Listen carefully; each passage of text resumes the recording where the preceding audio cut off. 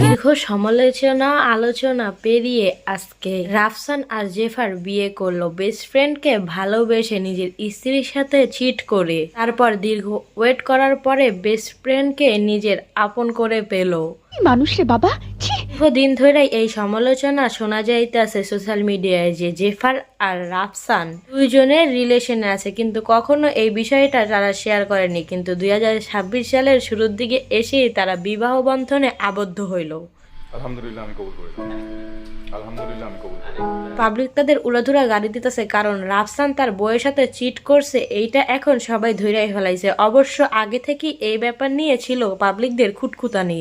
যাই হোক, past is past. তখন তার বউকে সে চিট করুক আর যাই করুক, সেইটার জবাব সে উপরে যায় দিবে। কিন্তু মানুষের নতুন সম্পর্ক শুরু হয়েছে। এখন পাবলিক যাই বলুক, এত ভালোবাসা দুইটা মানুষের ভিতরে যে এতদিন ওয়েট করলো একটা মানুষকে ঠকানোর জন্য, ভাবলো না আসলে জীবনসঙ্গী হিসাবে হিরো নয়, ভিলেনই প্রয়োজন। ভিলেন যতটুকু ভালোবাসতে পারে, হিরো কিন্তু ততটুকু ভালোবাসতে পারে না। বলেন কি? তাদের জন্য অনেক অনেক দোয়া, তাদের ভালোটাই কামনা করি, কারণ সংসার তারা করবে, আমরা না। তো আজাইরা এই জায়গায় আমাদের মত দিয়া লাভ নাই। তো সঠিক বলেছেন, আপনার বুদ্ধি ভালো। এবং তার এক্সও একজন এস্থেটিক ডাক্তার, তারও ক্যারিয়ার সেট। এমন না যে রাফসান তাকে ডিভোর্স দিয়েছে দেখা সে অতল সাগরে ভেসে গেল।